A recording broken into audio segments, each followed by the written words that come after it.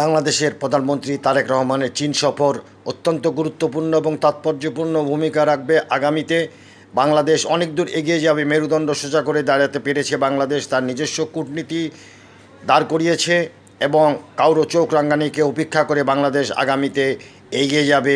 এই দৃঢ় প্রত্যয় নিয়ে তারেক রহমান বাংলাদেশের প্রধানমন্ত্রী চীন সফরে অনেকগুলো চুক্তি স্বাক্ষরিত করেছেন।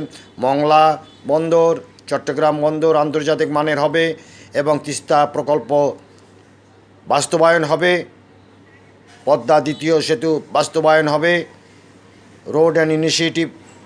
এছাড়া আরও রয়েছে বাংলাদেশ থেকে ঢাকা থেকে বেজিং পর্যন্ত সড়ক পথে এবং রেলপথে মানুষ যাতায়াত করতে পারবে।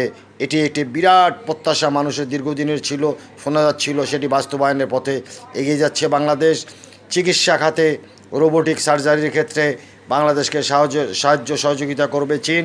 নানা ক্ষেত্রে কারিগরি ক্ষেত্রে দক্ষতা বিনিময় করবে।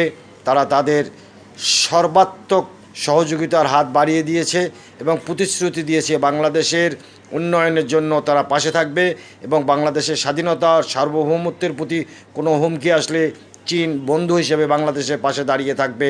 এ প্রত্যয় ব্যক্ত করেছে চীন। এটি বিরাট সম্মান বাংলাদেশের প্রধানমন্ত্রী এবং বাংলাদেশের জন্য।